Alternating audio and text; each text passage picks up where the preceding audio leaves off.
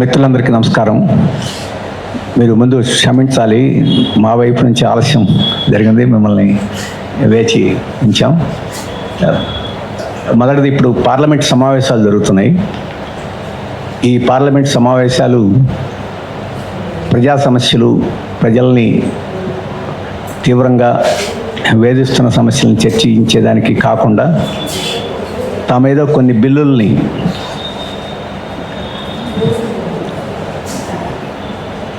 Pass చేయించుకునే దానికి ఇది ఏర్పాటు చేసినట్టుగా కనపడుతుంది. ప్రారంభం నుంచి ప్రతిపక్షాలన్నీ అయోధ్య రామాలయంలో జరిగిన చోరీ గురించి వాస్తవాలు చెప్పాలని, చర్చించాలని పట్టుబట్టారు. ఇప్పటి వరకు దాని మీద చర్చకి ముందుకు రావడం లేదు.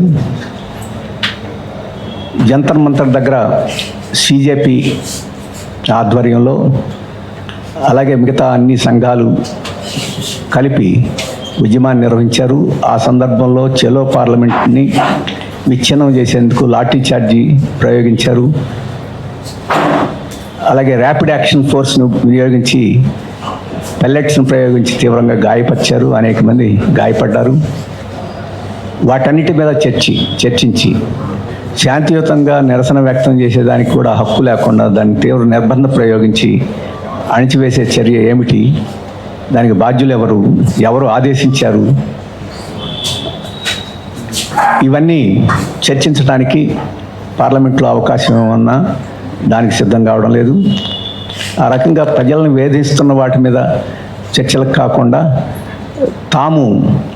తమ యొక్క రాజకీయ ప్రయోజనం కోసం కొన్నిటిని బిల్లుల్ని ఆమోదించుకోవడానికి, అలాగే ఈ పార్లమెంట్ సమావేశాల సందర్భంలో ఈ ఆపరేషన్ లోటస్ని వినియోగించి ప్రతిపక్షాలను చీల్చి వాళ్ళని ఆకట్టుకొని డీలిమిటేషన్ ఎలాగోలాగా గట్టెక్కించుకోవాలని చెప్పి, ఆ బిల్లును గట్టెక్కించుకోవాలని చెప్పేసి పత్రలో ఇప్పుడు బీజేపీ ప్రభుత్వం వ్యవహరిస్తుంది.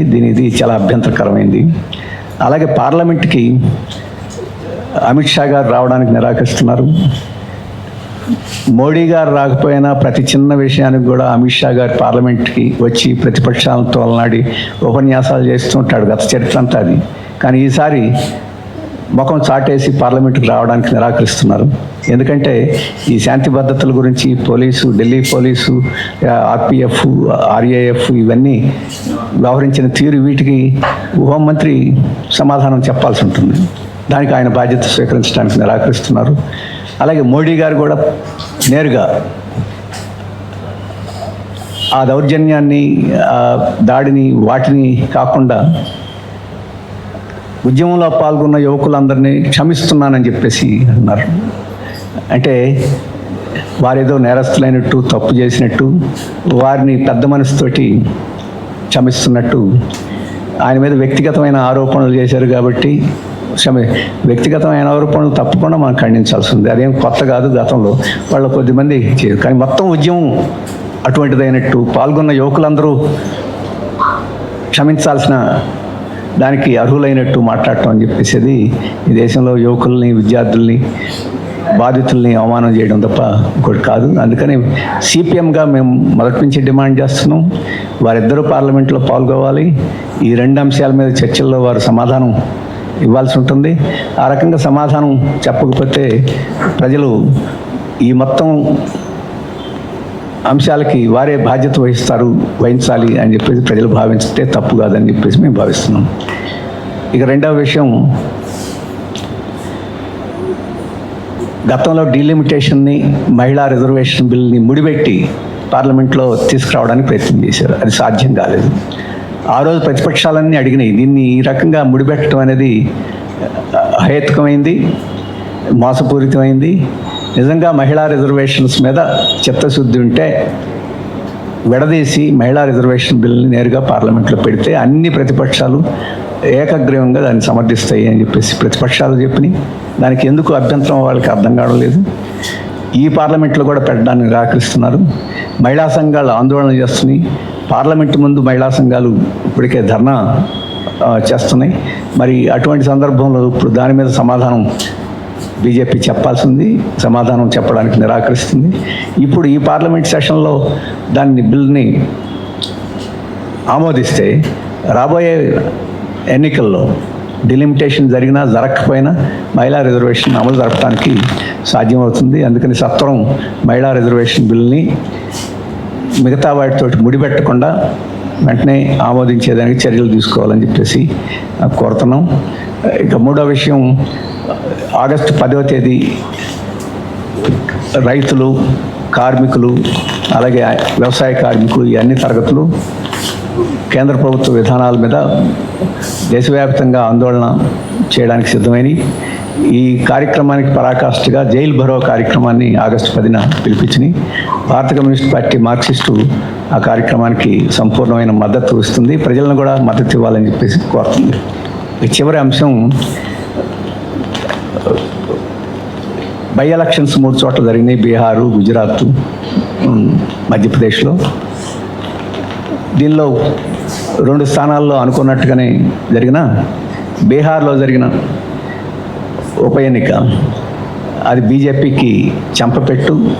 అక్కడ స్వరాజ్ పార్టీ అధినేత ప్రశాంత్ కిషోర్ గారు థంపింగ్ మెజారిటీ తోటి 19,000 పై సిల్క్ మెజారిటీ తోటి గెలుపొందారు. 1990 తర్వాత బీజేపీ అక్కడ ఓడిపోలేదు. ఇప్పుడు బీజేపీ అధ్యక్షుడిగా ఉన్న ఆయన గెలిచి దాన్ని డిమిట్ చేశాడు. అటువంటి స్థానంలో ఈరోజు బీజేపీ ఓడిపోవడం అని చెప్పేసి బీజేపీ పట్ల ప్రజల్లో పెరుగుతున్న అసంతృప్తి, ముఖ్యంగా కొత్త తరంలో పెరుగుతున్న అసంతృప్తికి అది సంకేతం. జంతర్ మంతర్లో జరిగిన ఉద్యమం అది యువకులకే పరిమితమైన, అది రాజకీయంగా ఒక పెద్ద వినూత్నమైన మార్పుకి దారితీసే పరిణామం అది. దానికి ప్రత్యక్ష తార్కాణం ప్రశాంత్ కిషోర్ గారు గెలవడం. ఇది లౌకిక శక్తులకి గొప్ప ఊరటనిచ్చేది.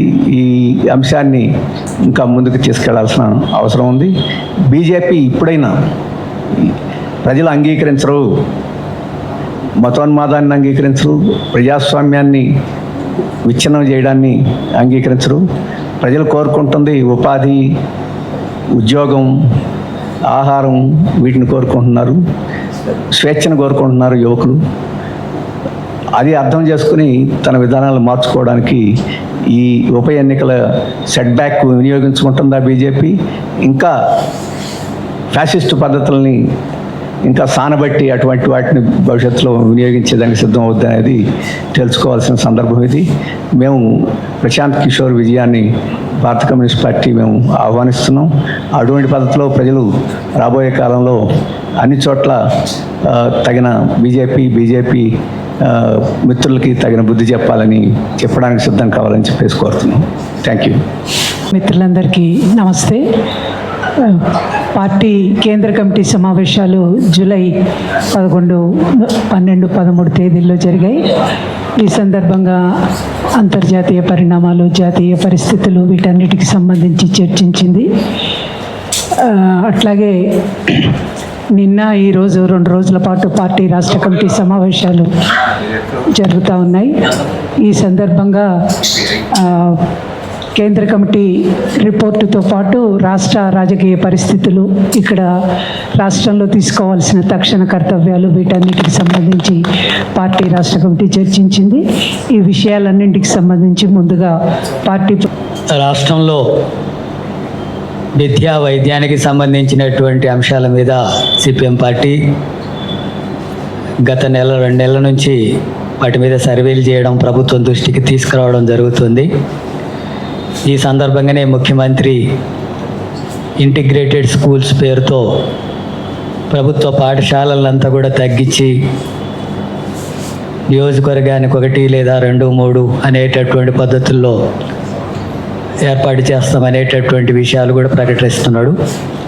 ఇప్పటికే గ్రామీణ ప్రాంతాల్లో ఉండేటటువంటి విద్యార్థులు ప్రభుత్వ పాఠశాలలో తగినటువంటి సౌకర్యాలు లేక, టీచర్స్ లేక ఆ స్కూళ్ళలో చేరికలు తగ్గుతున్నాయి, డ్రాప్ అవుట్స్ పెరుగుతున్నాయి.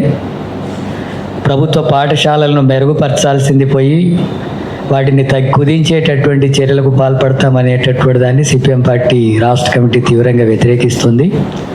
పాఠశాల అన్నింటినీ కూడా సౌకర్యాలు మెరుగుపరిచి సిబ్బందిని ఏర్పాటు చేసి టీచర్ పోస్టులన్నింటినీ కూడా వెంటనే భర్తీ చేయాలని చెప్పి డిమాండ్ చేస్తున్నాం. అట్లాగే ముఖ్యంగా హైదరాబాదు జిహెచ్ఎంసీ పరిధిలో 85% పిల్లలంతా కూడా ప్రైవేట్ స్కూళ్ళలో చదువుతున్నారు. కారణం ఏంటంటే ప్రభుత్వ పాఠశాలలు ఇక్కడ కొత్తగా ఏర్పాటు చేయడం లేదు. ప్రభుత్వ పాఠశాలలు ఏర్పాటు చేయకుండా, కాలేజీలు ఏర్పాటు చేయకుండా పిల్లల సంఖ్యనంతా కూడా కుదించి అనివార్యంగా ప్రైవేట్ స్కూళ్ళకు పంపించాల్సినటువంటి పరిస్థితి పేదలకు కూడా ఏర్పడుతుంది. మరి పిల్లల సంఖ్య, చదువుకున్న వాళ్ళ సంఖ్య ఇక్కడ పెరుగుతుంది, ప్రభుత్వ పాఠశాలల కాలేజీల సంఖ్య తగ్గుతుంది. ఆ రకంగా ప్రైవేటు కావడం వల్ల ఒక్కొక్క విద్యార్థి మీద కనీసం 50,000కు పైగా కుటుంబాలు ఖర్చు చేసుకోవాల్సినటువంటి దుస్థితి ఏర్పడుతుంది. ఈ రకంగా మొత్తం విద్యా పేరుతో దోపిడీకి గురయ్యేటటువంటి పరిస్థితి ప్రజలకు ఏర్పడుతుంది. అందుకని ప్రభుత్వ రంగంలో విద్యా వ్యవస్థను బలపరచాలా, ప్రైవేటీకరణను ప్రైవేటు విద్యారంగాన్ని అరికట్టాలా. అట్లాగే ప్రైవేటు విద్యా సంస్థల్లో ఇష్టానుసారంగా ఫీజులు వసూలు చేసుకునేటటువంటి ధోరణి కొనసాగుతుంది. వీటిని నియంత్రించడానికి ఎలాంటి చట్టాలు లేవు. ప్రభుత్వం వాటికి సంబంధించినవి చర్చించి నియంత్రించేటటువంటి చట్టం తీసుకురావాలని చెప్పి డిమాండ్ చేస్తూ ఈ ఆగస్టు నెల అంతా కూడా సిపిఎం పార్టీ ఆధ్వర్యంలో వీటి మీద సర్వేలు, అట్లాగే ప్రభుత్వం కార్యాలయాల ముందు నిరసన కార్యక్రమాలు వీటన్నిటిని కొనసాగించాలని చెప్పి ముందే ప్రకటించడం జరిగింది. ఆ రూపంలో ఆగస్టు నెల అంతా కూడా వైద్య రంగంలో కూడా ప్రభుత్వ హాస్పిటల్స్లో సౌకర్యాలు లేవు, మందులు లేవు, స్టాఫ్ లేదు, డాక్టర్స్ లేరు. అక్కడ ల్యాబ్స్ సరిగా లేవు, పరిశుభ్రంగా ఉండడం లేదు, నీటి సౌకర్యం లేదు. ఇలాంటి అనేక సమస్యలతోన ప్రభుత్వ హాస్పిటల్స్ కొనసాగుతున్నాయి. వాటికి నిధులు కేటాయించాలా, మెరుగుపరచాలా, ఖాళీ పోస్టులన్నింటినీ కూడా భర్తీ చేయాలా. వైద్యం అంతా కూడా ప్రభుత్వం పూర్తిగా ఉచితంగా అందించేటటువంటి పద్ధతుల్లో చర్యలు తీసుకోవాలి తప్ప ఇప్పుడు ప్రభుత్వం అనుసరిస్తున్న విధానాలు చూస్తే వైద్యం నుంచి ప్రభుత్వ బాధ్యత తప్పుకుంటూ పూర్తిగా ప్రైవేటుగా అప్పగించేటటువంటి ధోరణి కొనసాగుతుంది. దీన్ని ఉపసంహరించుకోవాలా. ఆ రకంగా 2 రంగాలకు నిధులు కేటాయింపులు పెంచాలని చెప్పి డిమాండ్ చేస్తున్నాం. అలాగే ఇంతకుముందే రాఘుల్ గారు చెప్పినట్టుగా దేశవ్యాప్తంగా ఈ నెల 10 తారీఖున కార్మిక సంఘాలు, రైతు సంఘాలు, కూలీ సంఘాలు ఇస్తున్నటువంటి జైల్ భరో కార్యక్రమాన్ని తెలంగాణ రాష్ట్రంలో కూడా జయప్రదం కావాలని సిపిఎం పార్టీ పూర్తిగా ఆ డిమాండ్స్కు మద్దతు ఇస్తూ కనీస వేతనం 26,000 ఇవ్వాలని, ఉపాధి హామీ చట్టాన్ని నిర్వీర్యం చేస్తూ విజీ రామ్జీ పేరుతో 40% నిధులు రాష్ట్రాలే భరించాలని చెప్పేటటువంటి పద్ధతిని తీసుకొచ్చి దాన్ని నిర్వీర్యం చేస్తున్నారు. అందుకని దాన్ని సవరించుకోవాల్సినటువంటిది ఉంది. గతం ఉండేటటువంటి చట్టాన్ని కొనసాగిస్తూ ఈ లోపాలని సరిచేయాల్సినటువంటి అవసరం ఉంది. అలాగే రైతులకు సంబంధించినటువంటి గిట్టుబాటు ధర ఇలాంటి సమస్యల మీద రేపు 10 తారీఖున జైలు బరోను నిర్వహిస్తున్నారు. దీనికి తెలంగాణ రాష్ట్రంలో కూడా సిపిఎం పార్టీ పూర్తిగా సంపూర్ణంగా మద్దతు ఇస్తుంది. దీన్ని జయప్రదం చేయాలని చెప్పి ప్రజలకు కూడా కోరుతున్నాం. అలాగే నిరుద్యోగ సమస్య మీద ఆందోళనలు కొనసాగుతున్నాయి. సిపిఎం పార్టీ కూడా వీటి మీద ఆందోళనలు నిర్వహిస్తున్నది. రాష్ట్రంలో ఖాళీగా ఉన్నటువంటి 2 లక్షల పోస్టులను భర్తీ చేస్తామన్నటువంటి హామీ నెరవేరలేదు. అట్లాగే కానిస్టేబుల్ పోస్టులు కూడా 20,000 ఉన్నాయని చెప్పి ఇప్పుడు 7,000 వరకు పరిమితం చేశారు. 20,000 పోస్టులు ఖాళీలు ఉంటే ఆ రకంగా మొత్తం ఖాళీ పోస్టులను అంతా కూడా సంవత్సరంలో భర్తీ చేస్తామన్నటువంటి ప్రభుత్వం హామీని అమలు చేయడం లేదు. అందుకనే వెంటనే ఖాళీ పోస్టులన్నింటినీ కూడా భర్తీ చేయాలని చెప్పి సిపిఎం పార్టీగా డిమాండ్ చేస్తూ ఉన్నాం. అటుగా ఇందిరమ్మ ఇండ్లకు సంబంధించినటువంటిది అటు గ్రామీణ ప్రాంతాల్లో పేదలు గుడిసెలు వేసుకున్నటువంటి ప్రాంతాల్లో నివాసం ఉంటున్నారు. అలాంటి గుడిసెలు వేసుకున్నటువంటి ప్రాంతాలంతా కూడా ప్రభుత్వానికి ఎలాంటి ఖర్చు కూడా ఉండదు. 120 గజాల స్థలం చొప్పున వాళ్ళందరికీ కూడా పట్టాలు ఇవ్వాలని చెప్పి అక్కడ ఇందిరమ్మ ఇండ్లు మంజూరు చేయాలని చెప్పి డిమాండ్ చేస్తున్నాం. రాష్ట్ర ప్రభుత్వం అనేక హామీలు ఇచ్చింది. ఇప్పటివరకు హామీలు అమలు జరగడం లేదు. వ్యవసాయ కూలీలకు 12,000 ఇస్తామన్న హామీ గురించి ప్రభుత్వం మాట్లాడడం లేదు. కౌలు రైతులకు 15,000 ఇస్తామన్నటువంటి విషయం కూడా మాట్లాడడం లేదు. పెన్షన్లు పెంచుతామన్నటువంటి విషయాన్ని కూడా ప్రభుత్వం పట్టించుకోకుండా కాలయాపన చేస్తుంది. అట్లాగే ఇందిరమ్మ ఇండ్లు మంజూరు చేస్తామని చెప్పి ఇందిరమ్మ ఇండ్లు కూడా కేటాయింపులు లేవు. కాబట్టి ఇలాంటి సమస్యలన్నింటినీ కూడా పరిష్కరించడానికి ప్రభుత్వం వెంటనే చర్యలు తీసుకోవాలి. ఈ సమస్యలన్నిటి మీద కూడా ప్రభుత్వం పరిష్కరించకపోతే ప్రజల్లో ఇప్పటికే వ్యతిరేకత పెరుగుతుంది. ఆ తర్వాత ఇది మరింత బలమైనటువంటి ఉద్యమాలు, పోరాటాల్లోకి మారే అవకాశం ఉంది.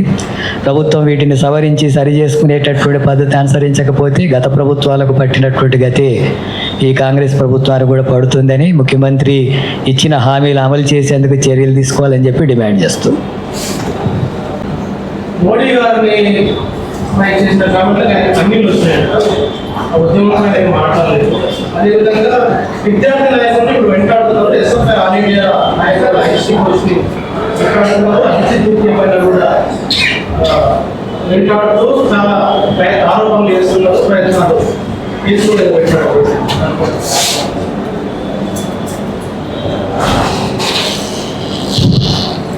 భోగాపురం ఎయిర్పోర్ట్ ప్రారంభోత్సవంకి వచ్చిన సందర్భంలో ఆయన మెప్పు కోసం పవన్ కళ్యాణ్ గారు అక్కడ విలపించారు. ఎన్నాళ్ళ తర్వాత విలపించారు? జరిగిన రోజు ఆయనకి ఏడుపు రాలేదు. ఈ విద్యార్థులందరూ మోడీ గారిని అపహాస్యం చేశారని చెప్పేసి ఆయన ఏదైతే అంటున్నాడో అది జరిగింది ఎప్పుడో. ఆ జరిగిన రోజు బాగా ఏడ్చి ఉండాల్సింది. మరి ఎంత ఆలస్యంగా ఆయనకి ఎందుకు ఏడుపు వచ్చిందో చెప్పాలి. ఎవరినైనా తల్లిని కానీ, తండ్రిని కానీ, భార్యని కానీ, ఎవరికి సంబంధించిన వారిని ఎవరు విమర్శించినా అది మనం తప్పకుండా అభ్యంతరం పెట్టాలి. అటువంటిది ఏదైనా కొంతమంది ఆ ఉద్యమ సందర్భంలో ఎవరైనా ప్రస్తావిస్తే దాన్ని ఆ రూపంలో ఖండించాలి. కానీ మొత్తం విద్యార్థులకి, మొత్తం యువకులకి, ఆ ఉద్యమానికి అంతటికీ అది ఆపాదించి ఆయన విలపించడం అనేది, ఆయన విలపించాల్సిన సమస్యలు చాలా ఉన్నాయి. వాటన్నిటి మీద 22 మంది ఆత్మహత్య చేసుకున్నారు. వాళ్ళ కోసం ఆయన రోజు విలపిస్తే చాలా సంతోషంగా ఉంటుంది. నీట్ పరీక్షలు లీక్ అయ్యి లక్షల మంది కుటుంబాలు, లక్షల మంది విద్యార్థులు ఆ రకంగా బాధపడితే అప్పుడు ఆయనకి ఏడుపు రాలేదు, ఇప్పుడు వచ్చింది. కాబట్టి ఆయనకి ఈ సమస్య మీద బాధ కన్నా ఆ రోజు అక్కడ విలపిస్తే మోడీ గారు ప్రసన్నం అవుతారని చెప్పేసి ఉండొచ్చు ఆయనకి. ఆయన ఉద్దేశం ఏదైనా అది బిలేటెడ్ క్రయింగ్, అది తప్ప దానికి రాజకీయ విలువ ఏమీ లేదు. మిత్రులారా, ఇంకొకటి, పోడు భూములు సాగు చేసుకుంటున్నటువంటి గిరిజనుల మీద ఫారెస్ట్ అధికారులు దాడులు చేస్తున్నారు. వాళ్ళు సాగు చేయనీయడం లేదు. అక్కడ మంచినీళ్ళు బోర్లు వేసుకుంటే బోర్లు వేయనీయకుండా ఆటంకపరుస్తున్నారు. రోడ్లు కూడా వేయనీయడం లేదు.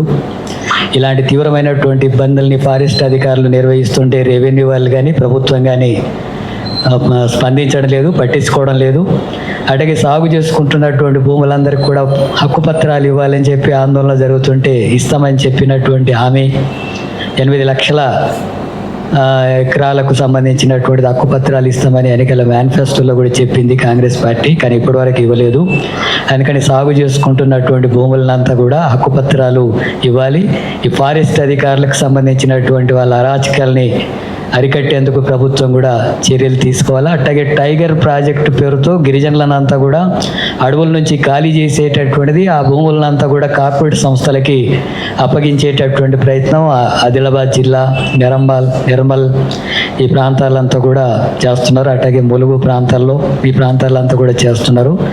ఆదివాసుల్ని అడవుల నుంచి దూరం చేసి భూముల్ని కాజేసేటటువంటి కార్యక్రమాన్ని సిపిఎం పార్టీ వ్యతిరేకిస్తుంది. అలాంటి చర్యల్ని ఉపసంహరించుకోవాలని చెప్పి డిమాండ్ చేస్తున్నాం. ధన్యవాదాలు అందరికీ. అందరూ